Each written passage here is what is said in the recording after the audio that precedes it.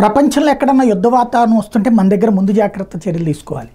మనం ఎన్నోసార్లు విఫలమైంది అక్కడే, ధరల పెరుగుదల సంక్షోభంలో పడిపోయింది అక్కడే. ఎన్నికల టైంలో ఓ రకంగా మోడీకి అతిపెద్ద పరీక్ష ఇజ్రాయెల్ హమాస్ వార్ కాదు, ఇజ్రాయెల్ ఇరాన్ వార్.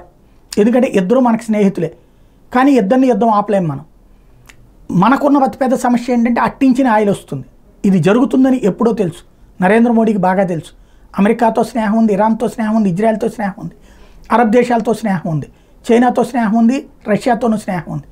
కాబట్టి జాగ్రత్తగా ముందస్తు అంచనా వేసి జాగ్రత్త చర్యలు అయితే ముందే తీసుకున్నారు. ఓ రకంగా మనకేంటి చాబాహర్ పోర్టు మీద ఆధారపడాలి ఇరాన్ దగ్గర నుంచి ఈ ఆయిల్ వీటన్నిటికీ కూడా. అయితే ఎప్పుడైతే ఈ యుద్ధం అనివార్యం అనుకున్నారో జాగ్రత్తగా ముందస్తు ప్రణాళిక అయితే చేసుకొచ్చారు. India alternative route via Mumbai, Saudi Arabia, Dubai, Saudi Arabia or Dubai, Israel, Europe, వీటి అన్నిటికీ ఈ రూట్లో మనం సప్లైస్కి ప్రయారిటీ ఇచ్చుకున్నాం. నరేంద్ర మోడీ ఆ స్కెచ్ ఎప్పుడో వేశారు. అమెరికా కూడా దానికి సహకరించడానికి సిద్ధపడింది.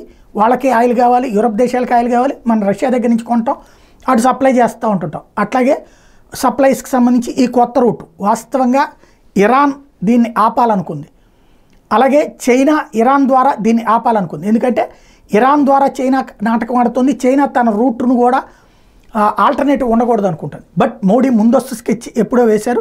దీని ఫలితం ఇప్పుడు ఏ మేరకు ప్రయోజనం అనేది రాబోయే రోజుల్లో తేలబోతుంది.